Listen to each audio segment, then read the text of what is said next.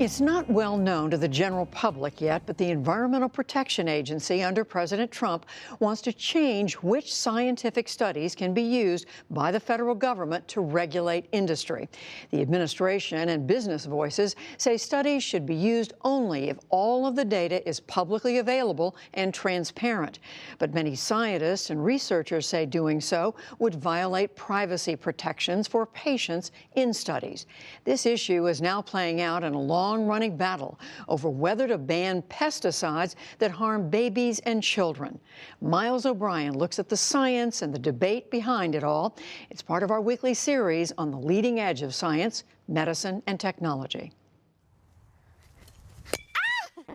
When Fidelia Morales moved into her dream home, nestled among the orange groves in California's Central Valley 12 years ago, she didn't know much about agriculture.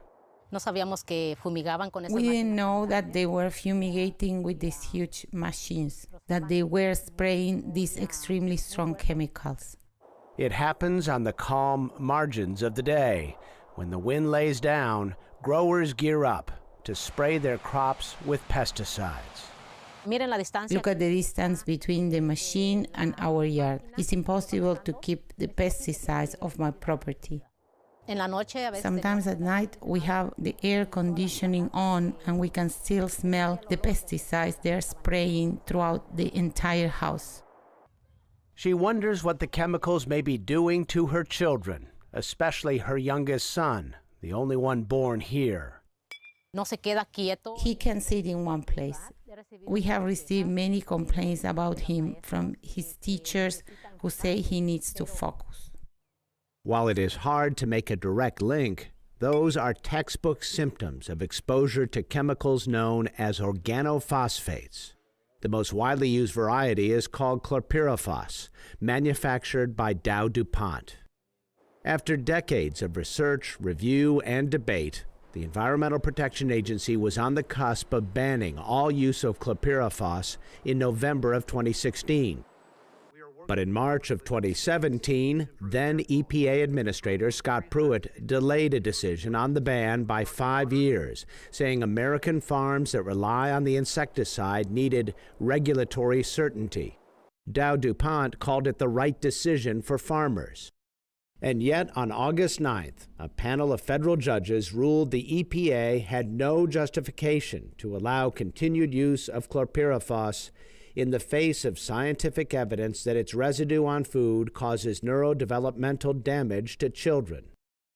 Chlorpyrifos and other organophosphates are neurotoxins, a poison that attacks the nervous system. It causes a huge excitatory burst in the nervous system. Robert Sapolsky is a professor of neuroscience at Stanford University. The burst of nerve firing can be so severe it works the neurons to death. The body's response? The nervous system tries to repair itself by growing new connections to patch the damaged circuit.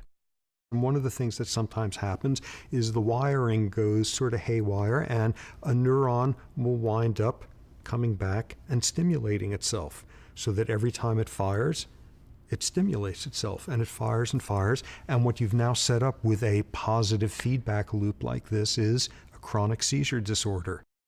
First introduced as an insecticide in 1965, chlorpyrifos was sold to consumers for home and garden use under various brand names, including Raid. Hello. Goodbye. It really kills them dead. It was widely used even though scientists had published evidence that exposure to organophosphates causes permanent brain damage in rodents. So what were the consequences for humans exposed to this neurotoxin? We knew we had a chemical that was worthy of taking a look at if we were concerned about its potential adverse effects. Virginia Rao is an epidemiologist at the Columbia University Mailman School of Public Health. For 20 years now, she has followed 750 mothers and their children in the Washington Heights section of Manhattan. Pregnant mothers in her study wore a backpack with a pump designed to gather air samples as they went about their daily routine. Rao's team found organophosphates in 99% of the air samples they gathered and 70% of the blood samples of the children. Rao's conclusion: higher levels of organophosphates found in the blood of her subjects lead to lower birth weight, reduced IQ, ADHD symptoms, and tremors. MRIs of the brains of exposed subjects reveal enlargement in some areas and abnormally thin cortices, the outermost layer of nerve cells in the brain, crucial for cognitive functions such as perception, language, memory, and consciousness. I think in reality there is no safe level. It depends upon the level of risk that we tolerate as a society, but to damage even to the extent of several IQ points or some very tiny attentional issues, in my mind, is not acceptable if we know that it is associated with an exposure. The Food Quality Protection Act says exposure to a pesticide must be safe for infants and children if it is going to be used on food. With evidence mounting that chlorpyrifos posed a human health hazard, the chemical industry struck a deal with the EPA in 2000 to stop selling the pesticide for home use. Raid and other consumer products were reformulated, and some agricultural uses were curtailed.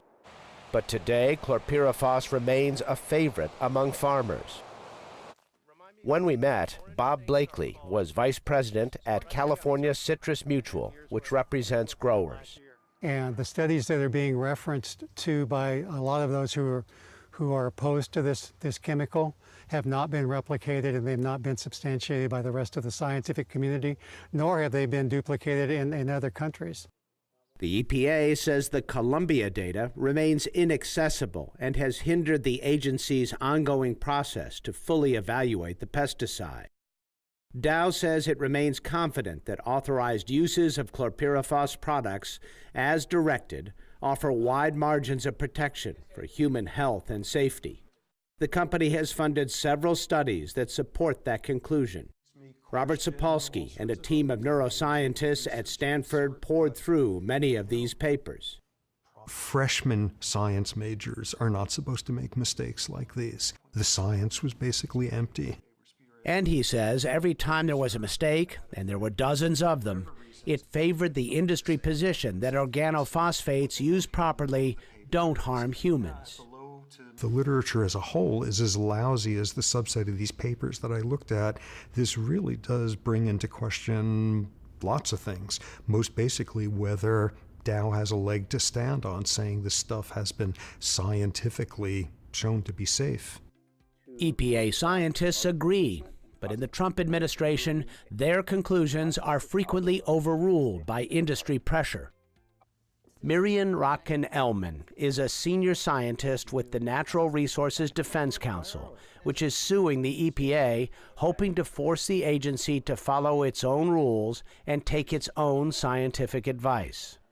When we have the evidence right in front of us that an exposure that's widespread in the American population could be or is increasing the risk of those learning disabilities, and we are refusing to take action on that, it's terrifying. Especially so for Fidelia Morales and her family, surrounded by citrus and pesticides in California. If our children are exposed to chlorpyrifos, they are not going to have a future.